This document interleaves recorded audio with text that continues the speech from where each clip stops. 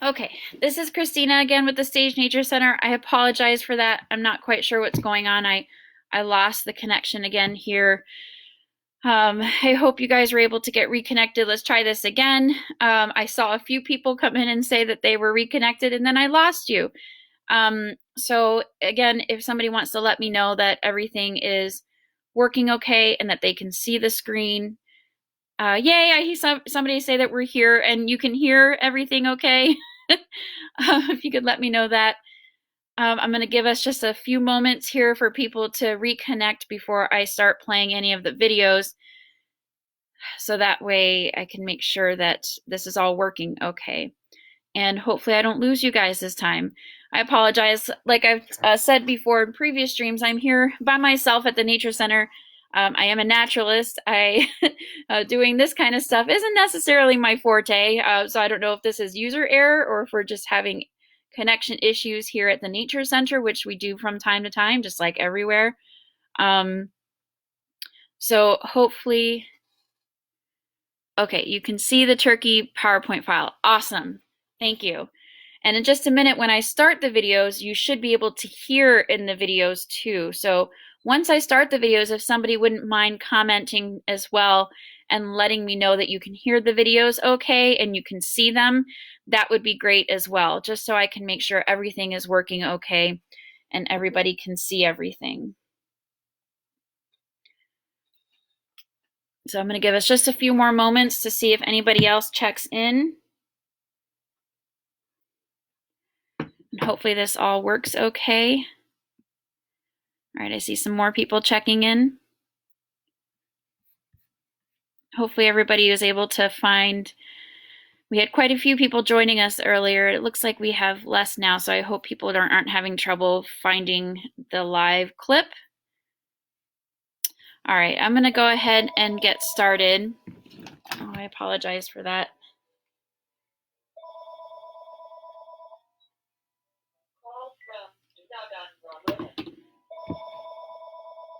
Sorry, that is our Stage Nature Center phone. I'm gonna give that a minute so that way you see a turkey. Awesome.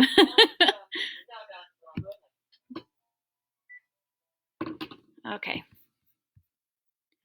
All right, I'm gonna go ahead and start playing the videos here and see if you guys can see it okay.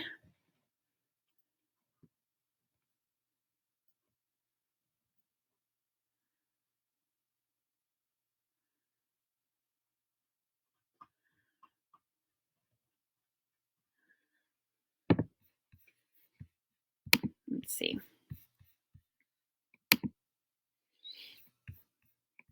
All right, I'm gonna go ahead and play the video. Unfortunately, I'm not sure. Let's see. Oh goodness.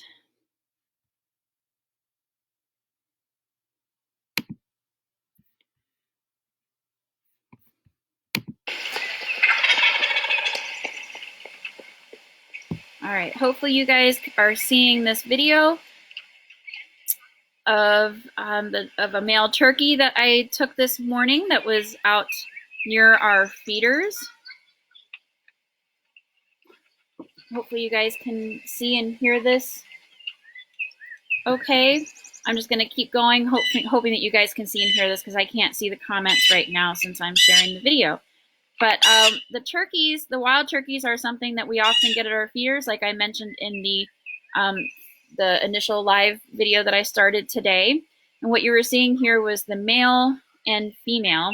The male and female had gone over to the area where our wood chips piles were that we put out on our trails. And he, of course, is displaying to her. That's our male right there. And he seems more interested than she does. She's busy eating. But this is what a turkey looks like, male, when he's displaying. He fans out that tail. You probably heard him gobbling at the very beginning of the video here.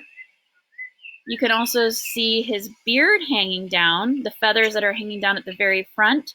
That's called a beard, and that's what the males, that's one of the things that males have and the females don't have. You can also see that long piece of skin hanging down from his head, and that actually inflates and gets longer when he's displaying and he's courting or mating, doing his mating behaviors with the female. That's the female over there. You can also see that the females typically don't have as much red on their head as the males. Now, that's not always true, but the males typically have more colors on their head than the females. Might be kind of hard to hear it in the video here, but one of the things that the turkeys do is they drum. So when they're filling up, spreading those feathers and kind of filling up their chests with air, they'll make this drumming sound with their kind of rattling sound with their feathers.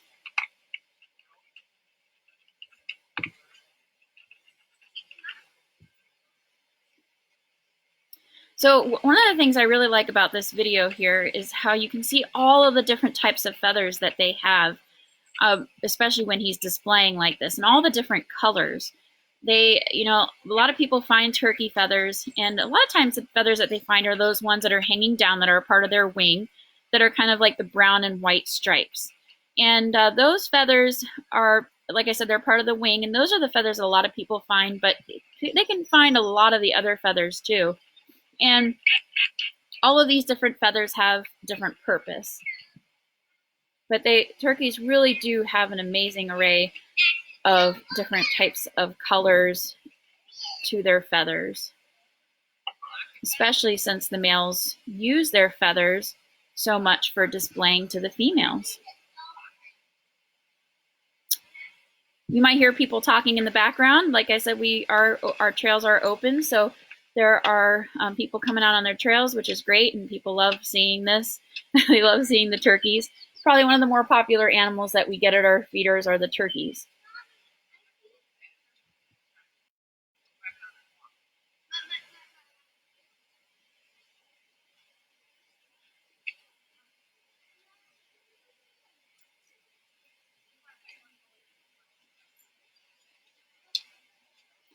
You can also see a lot of the iridescence in their feathers. Depending on how the sunlight hits their feathers, they can look green and blue. They really are quite beautiful. Okay.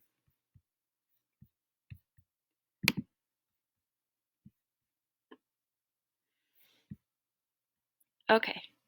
All right. So now that I'm back to to the Facebook page, it looks like I see some people say that they can see and hear it, which is awesome. That's great. I'm glad to hear that. I'm going to go ahead and play the next video since it seems like everybody is hearing it okay.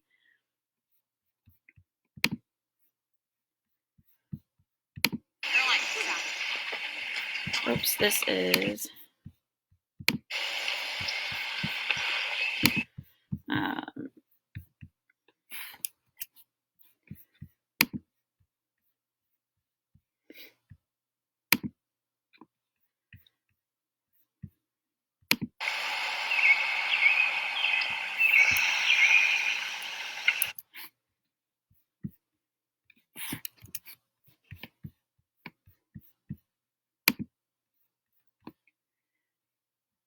Okay, I'm going to try to play another video here.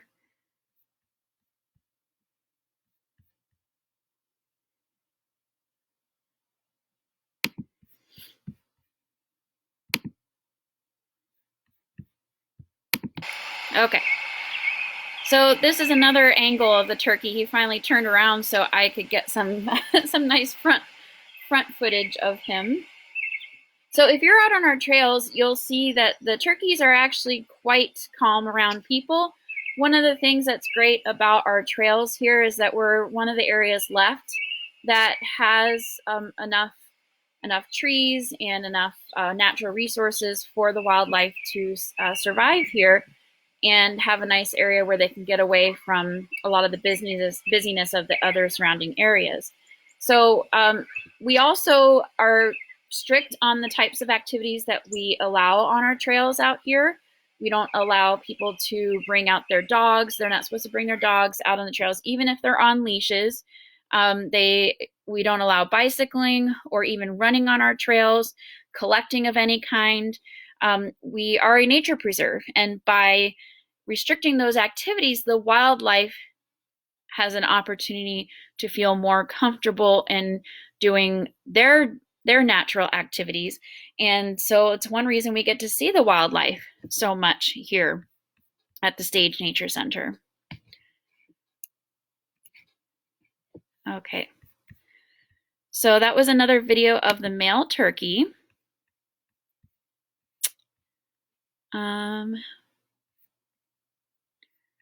Hopefully you guys were able to see that okay as well. If somebody, again, wouldn't mind commenting, since I'm not 100% sure if you guys can see this okay, letting me know that you were able to see and hear the second video. I want to make sure that this is working okay as I continue on here. And I know there's a little bit of a lag time, so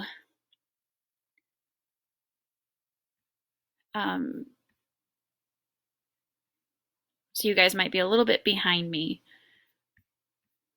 All right. Again, if somebody wouldn't mind commenting, letting me know that you can still, you're able to hear and see the second video, that would be great.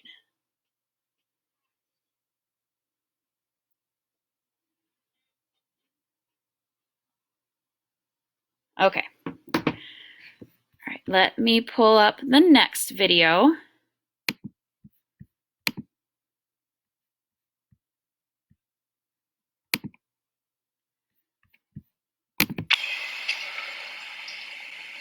A little bit more of our male here displaying.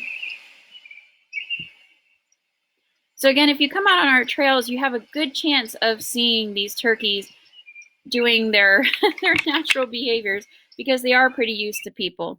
When we fill the bird feeders, it is kind of like ringing a dinner bell for them. Sometimes we go out as we're filling the feeders, and if the turkeys aren't there but they hear us, all of a sudden they'll come running in, and it really is quite entertaining. Now, turkeys are pretty big birds and they can be intimidating. As long as you're not messing with them, they shouldn't have a reason to mess with you, although I have heard of places say that sometimes the turkeys can get aggressive towards people. We have not experienced that problem here yet. We ask people to be respectful of wildlife and keep their distance. So even though the turkeys might be walking up to you, that doesn't mean you should try to walk up to the turkey or chase the turkey or try to feed it. We do not hand feed these turkeys. In fact, it is not any feeding of any kind by people out on the trails or putting food down is not allowed here. The only food that we put out, which the staff does or our volunteers, is at our bird feeders. But otherwise, we do not allow feeding of animals here for a variety of different reasons. It's not necessarily healthy for the wildlife if we have different people coming in and putting their own food out. And while we want them to feel comfortable around people, so that way people can see them, we don't want them to get so accustomed to people that then they start becoming too comfortable and being aggressive when people aren't feeding them. There also is a law against feeding deer. And this law came into place about a year ago. A lot of people still don't know about it, but this law is designed to protect wild populations of deer, because there is something called chronic wasting disease that is spreading through the populations. And the way this spreads is when the deer congregate in high numbers. And so far we haven't found it here in this part of Michigan, but they put the law in place so that way we could prevent it from spreading here. It's been found in other states as well. So even though sometimes you might come on our trails and you might see people feeding the deer, we do not allow that. And again, like I said, it is now against the law, so we can report to anybody who's feeding the deer on our trails to the Department of Natural Resources, because they're trying to keep the deer healthy and protect them. The deer do sometimes come up to our feeders, and it's okay to still put wildlife feeders out. In fact, if you go onto the Department of Natural Resources website, they have great information on how to continue to try to feed other birds, other wildlife, while trying to avoid feeding the deer. And some of those things you'll notice when you look at our feeding area is keeping the feeders higher off the ground. Granted, the deer can still get to them. I think I saw somebody post a picture of a deer eating out of the bird feeder, which, yes, they can still get to them, but it's not as easily available. It's not like putting a big pile of food on the ground, which again is against the law to do that now, to feed deer. But the deer sometimes will even stand on their hind legs to get food out of the feeders. But because they have to work for it a little bit more, they don't tend to congregate in huge numbers right around our feeders because they have to work for a little bit to get to the food. So keeping those feeders higher off the ground so it makes it more difficult for the deer to congregate and easily get to the food is something that you can do. All right, so the next video I'm going to play is of a female turkey that lives here.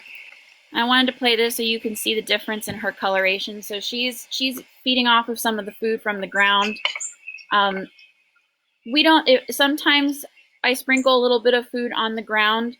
It also keeps the squirrels away from the feeders themselves, but I don't put a lot on the ground because, again, I don't want to encourage deer coming in and feeding off the ground. And a lot of times the birds that land on the feeders when they're eating, they also drop seed to the ground. So you can oftentimes see the turkeys coming in to get that food that's been left behind on the ground. Okay, I'm going to play another video here. This is some more video of our female turkey. Not our. I keep saying our, but she's not ours. Of the female turkey that was here this morning. We've seen quite a few turkeys here. Altogether, we've seen groups of 17 to 18 altogether, and that we've seen on our property. The females, you can tell the difference. You can see that her head's not nearly as brightly colored as the male. She also doesn't have that beard coming off the front of her chest. Now, young males won't have that beard, but as they mature, then they start to grow a little bit of a stubble. Then it gets even bigger and bigger, and it gets really long. I also took some video of the other animals that visit our feeders. Here you can see a squirrel. Yes, we do get tons of squirrels. And I know sometimes people consider them a nuisance because they get so many squirrels that the birds can't come in and feed. Something you can do if you want to prevent the squirrels or discourage them from coming in is to put red pepper mix it in with the bird seed, or you can even buy like suet cakes, which are mixed with red pepper. We don't mix red pepper in with our bird seed because the squirrels are another important part of the environment, and we actually enjoy seeing them come to the feeders and seeing their shenanigans. So we typically don't put that in our bird seed, just to give any wildlife a chance to to eat the food if they want. They are bird feeders, but we do try to support all kinds of wildlife at our bird feeders, which is something great you can do at our house. You can also see a little chipmunk running around here. We have some chipmunks that live very near the building, and they come out when we have filled the feeders. So here we're back to our female turkey, not our, I keep saying our, but she's not our turkey. But this is a female turkey. Some of you who have been here may have seen in the past year or so a female turkey that looks quite different from the rest of them. And the female turkey that I'm referring to is the one that a lot of people think is an albino. She's not a true albino. She's what we call a smoke phase. She doesn't have those red eyes, but she does have a difference in coloration. So she's got a lot of white feathers, white and gray, along with some speckled feathers mixed in. And we've seen her for, like I said, for about a year and a half. Last summer, we did see her with some babies. So we do know that she had some babies. That's another fun thing about coming out on our trails is that these turkeys, again, since they're pretty comfortable around people, you can see them with their babies as well, which is a lot of fun. They are pretty adorable. So during the summertime, turkeys will actually eat insects along with seeds. During the wintertime, they change their diet to mostly woody type material. And then during the summertime, they'll include things like insects in their diet. Behind the turkey, you'll see a squirrel. One of the common squirrels that we get here is the fox squirrel. And you can tell the difference between them and the gray squirrel because the fox squirrel has reddish orange on the underside of their tail and the underside of their belly, whereas the gray squirrel has a whitish underside to their belly and underside to the tail. If you see any squirrels that are black, black squirrels are actually the same species as gray squirrels. They just have a difference in coloration. So they are the same species. And then we do have a squirrel called the red squirrel, which is a smaller squirrel from the fox and gray squirrel. We don't often see the red squirrel at our feeders. They're smaller, they're a little more secretive, although they do have they do have quite a personality because they will chase off other animals. They can be kind of aggressive, and you'll often hear them calling angrily, yelling angrily at other animals that are bothering them. You probably saw really quickly a bird that flew in, a red flash. That was a cardinal. The cardinals were hanging out, but they weren't coming into the feeders too much today. The males are that bright red color, and the females are actually more of a grayish brown with little hints of orange and red in their feathers. And that's how you can tell the difference between the males and the females.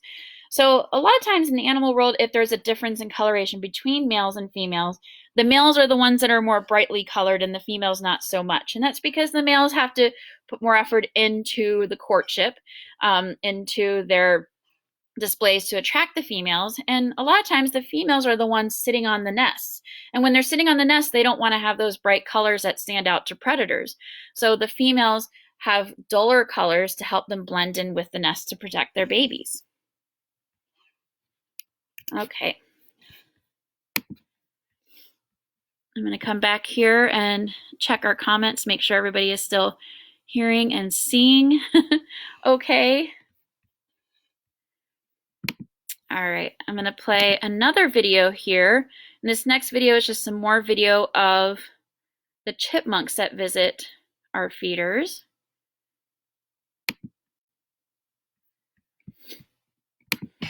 I really enjoy watching chipmunks. One of the things they do, as you can kind of see here with his cheeks, is that rather than eating the food necessarily right on the spot, they stuff their cheeks full with the seeds.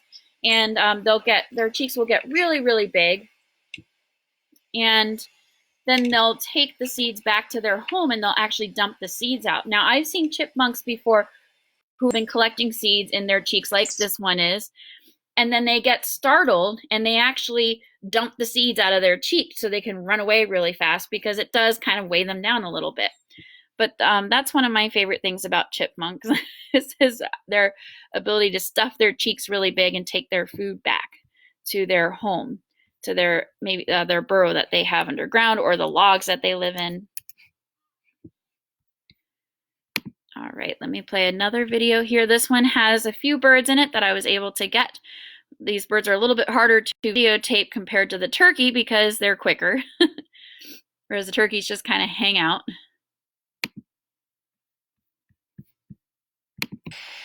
So here in the beginning of this video, you'll see a chickadee, very common bird. The chickadees that we have here in Michigan are called black-capped chickadees.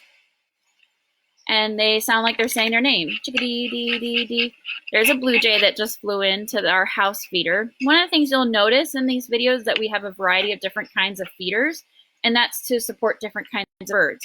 Some birds, especially the larger birds, prefer to go into those platform feeders that you just saw the blue jay on. And then sometimes the smaller birds prefer to land on the tube feeders. Over to the right in this video, you may have seen something that looks like a little cage that has what we call a suet cake in it. It's a mixture of suet, which is fat, typically from a cow, mixed with bird seed and other food items that birds like. Woodpeckers love suet cakes. I unfortunately was not able to get any video of a woodpecker today, although there was a red-bellied woodpecker that flew in really fast for just a brief moment, too fast for me to get on video, and then flew out. But we do often see the woodpeckers at our feeders, especially the suet feeders. So it's a good idea if you're trying to do a wildlife feeding area like this at your house to have a variety of different types of feeders to support different types of birds. There are also ground feeders, like we're going to see here in this video. So this is a brown-headed cowbird. They will also go up to the feeders, but oftentimes I see them on the ground. This is a male brown-headed cowbird. The female doesn't have that slick black and look with the brown on her head. She's more speckled. So this is a male. Nope, there was a robin in the background. Brown-headed cowbirds are known to people who might have nests in their yards because brown-headed cowbirds will take over other birds' nests. Now, they are a native species, so you can't leave, which means that they are supposed to be here, they're from here, and they're protected. All native species of birds are protected, so you technically cannot move a nest, you cannot hurt or do anything to try to injure a native species of bird, including brown-headed cowbirds, which for some people that's difficult because of their behavior of taking over other birds' nests. And what they'll do is they'll actually lay their eggs in the nest of a different species of a bird. Usually it's a species that's smaller than them. And then once those eggs hatch, actually the other species will sit on the eggs and hatch the eggs. The brown-headed cowbird won't really have anything to do with the raising of those or the incubation of those eggs. And once they all hatch, because the brown-headed cowbird nestlings are often larger than the other species that are in that nest, they take a lot of the food and resources of the babies that are in the other species that nest is supporting. So they are kind of an interesting bird. It's an effective strategy for them, but they are still a native species and they play an important role in our environment, just like all these other animals that we're talking about, including the squirrels. So let me show you this video. So like I said, we do enjoy watching the antics of the squirrels, and it's actually pretty impressive how no matter how hard we try, they seem to be able to get to the feeders. I often see them jumping to the feeders, leaping from the trees. They're really good at hanging upside down from the feeders, like you can see here. And they'll just spend quite some time just hanging from it and pulling food out of it. Again, the deer can get the seed out of these feeders as well. They'll reach up and stick their tongue in there and pull the seeds out, which is quite entertaining to see. They still have to work for it, but they can. Over here, what we're seeing is the male displaying. So they were over a little bit farther away from the bird feeding area this morning, but then when the female came over to the bird feeders, the male followed behind her to display to her. And that's what we see there, is him making his way over towards the bird feeders because he was displaying to the female.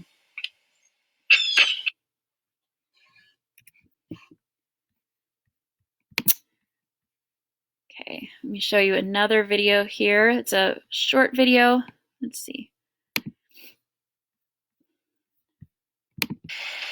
So this is another video of the turkey after he made his way over to the feeders.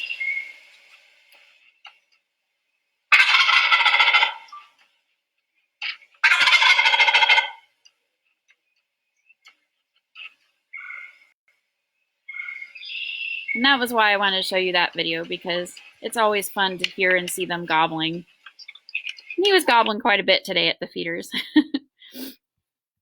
So even though he's not displaying, you can still see the difference between him and the female that was there with that red head, with the beard that was hanging down. They also are larger than the females too. And I have one more video to show you here.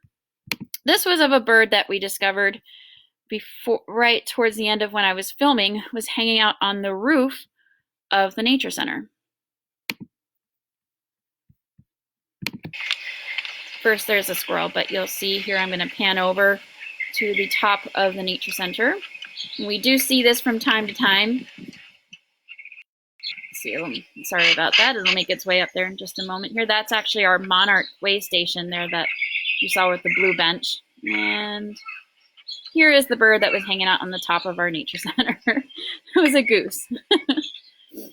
It looks like that goose was hanging out there for a little while. I didn't realize it until I got the video onto the computer, because you can see there that it looks like he's leaving some excrement behind, which is, you know, part of their cycle, part of what they do, part of what we all do But anyways, so we have had actually two geese hanging around the nature center lately. They've been coming into the feeders quite frequently, and I speculate that maybe they have a nest over somewhere by the pond. They've been going back and forth between the pond and the feeders. And just the other day, another large bird called a great egret, it's a big, beautiful white bird, flew into the pond. The goose was at the bird feeders, and when the goose saw the egret fly into the pond, it took off and ran and flew over at the great egret to chase it off the pond. So I suspect they have something over there that they are trying to protect. So geese can be pretty aggressive, especially during the breeding season, and especially when they have babies and they're trying to protect their young. So this is a time of year especially that you don't want to mess with them and tempt them, because they are trying to protect the nests that they are trying to bring their young up in. Okay, so those are the videos that I have to show you today. I am back on the Facebook page where I can see your comments, although I can't see how to switch back from the screen view to the camera, unfortunately. So the only way I see of doing that is closing it again like I had to earlier. So I'm not going to do that right now. I'm just going to leave it here. And hopefully you guys can still hear me. So again, I apologize today for the connection issues and the late start and having to restart the video several times. I hope you guys have a chance to go back, especially those of you that couldn't stay with us and watch the video later. Like I was saying earlier, some things you can do to support wildlife at your home is putting up different types of feeders like you saw in the video, including platform feeders, tube feeders, suet feeders. You can also put up nectar feeders for the hummingbirds. They should be coming back soon. You can put feeders on a fence post, and this all supports a diversity of wildlife.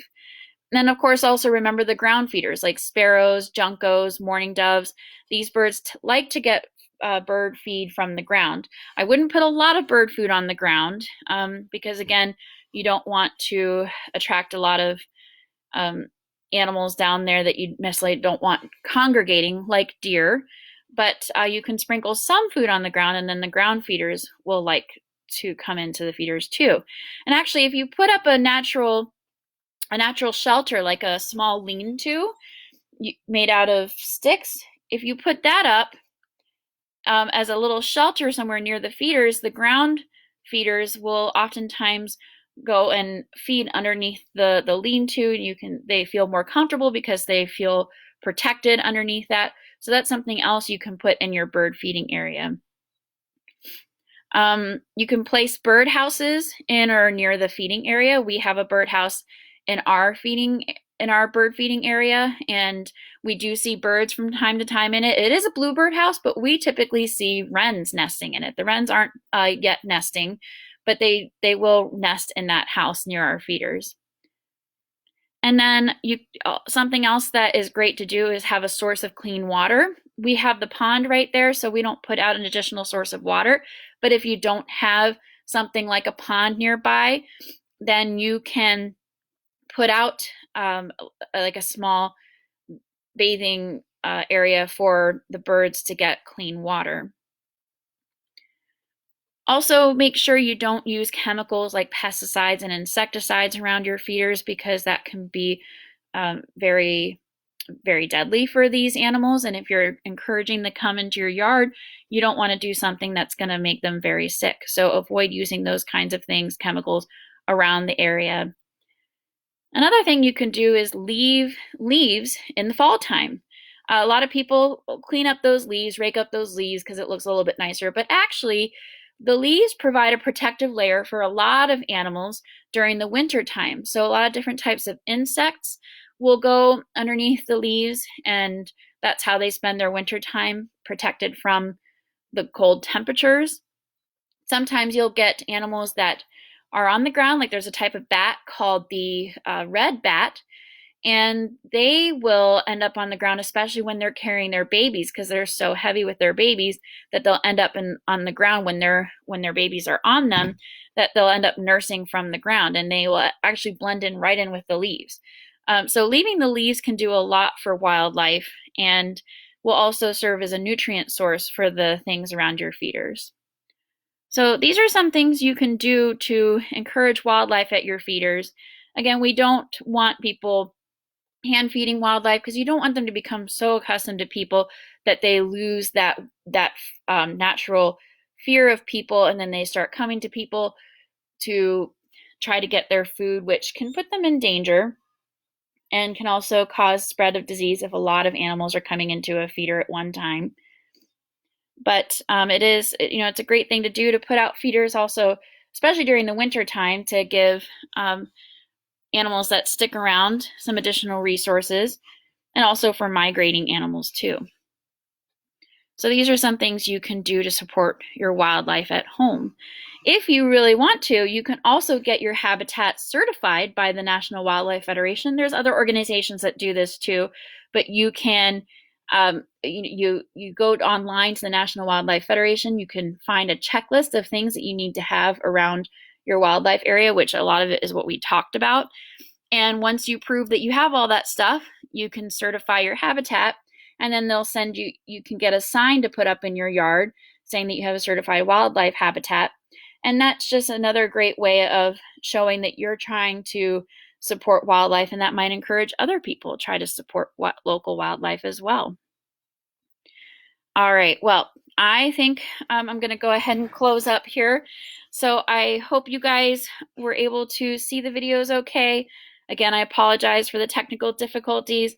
Please leave any comments or questions you'd like, and I'm going to back through and see if there are any questions I missed. I'm sure there were because I couldn't see the questions while I was playing the videos. And on Tuesday of next week, again, we'll be meeting our green frog Tuesday at 1 p.m. doing a live broadcast with that. Won't be playing any videos, so hopefully that'll go a little bit more smoothly. Hopefully we won't have as many connection issues. And we will be doing a naming fundraiser again, like we did for our crayfish. So tune into our Facebook page. We'll post more details about that. This video will be available on Facebook later today, and will also be on our website as well. So I hope you guys take care. Can't wait to see you all again when we reopen. Otherwise, come out and enjoy the trails, enjoy the wildlife at the feeders while practicing good social distancing. All right, well, thank you everyone. Take care. I'll see you next week at Tuesday at 1 p.m.